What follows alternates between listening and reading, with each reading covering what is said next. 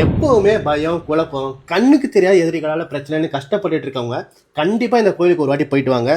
சிவன், விஷ்ணு, காளி, துர்கை ஆகிய 4 தெய்வங்களோட ஒரே அம்சமா இருக்கவர் தான் சரபேஸ்வரர். பொதுவாகவே சரபேஸ்வரரை பத்தி நிறைய பேருக்கு தெரியாது. அவரோட உருவம் எப்படி இருக்குன்னு சொல்றேன்.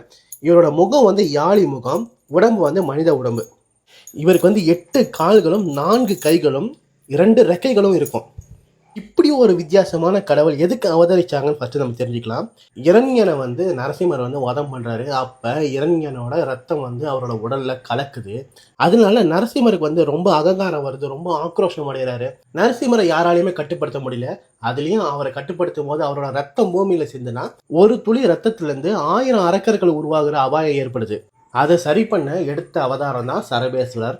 சரபேஸ்வரர் வந்து தன்னோட கால்களால வந்து நரசிம்மரை தூக்கிக்கிட்டு ஆகாயத்துக்கே போயிடாரு. தன்னோட நெகத்தால நரசிம்மர் உடலை கீறி நரசிம்மர் உடல்ல இருக்க இரண்யனோட ரத்தத்தை வெளியே எடுத்த பிறகு நரசிம்மர் வந்து சாந்தம் அடைகிறாரு.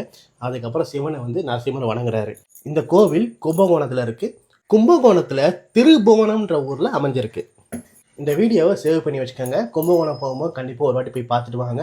இந்த வீடியோவை பயம் குழப்பம் எதனால கஷ்டப்படுறோன்னே தெரியாம தவிச்சிட்டு இருக்க உங்க ஃப்ரெண்ட்ஸ் கிட்ட ஷேர் பண்ணிக்கோங்க.